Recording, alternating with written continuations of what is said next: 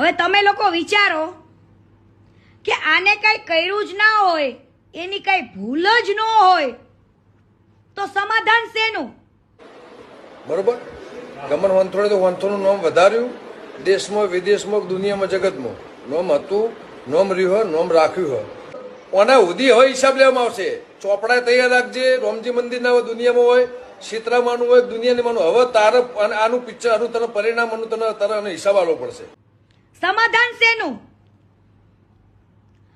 શું કામ એવા કલાકારો પાસે, ભુવાજી પાસે, એવા સાહિત્યકારો પાસે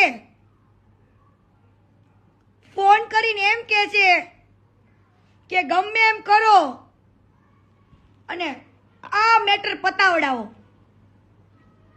ગમે એમ કરો આ મેટર પતાવડાવો, એવું આ ભંગારને કેમ બોલવું પડે છે? જે આને ભગવાન માને ને એ આને પૂછો. બાકી કાલે કોઈ સાહિત્યકાર નહીં આવે મારા માટે, કોઈ બુવાજી નહીં આવે, તો મારી પાસે બધું જ છે.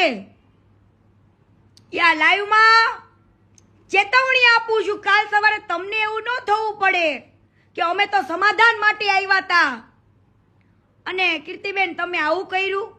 પણ હું તમારા ખિલાફ નથી કે તમે મારા દુશ્મન નથી, પરંતુ તમારે એક સત્ય વાત તો પબ્લિકને કહેવી પડે. હો, ડાયરામાં તો બહુ વખાણ કરો છો, ડાયરામાં બહુ વખાણ કર્યા, તો હવે પર્સનલમાં શું છે?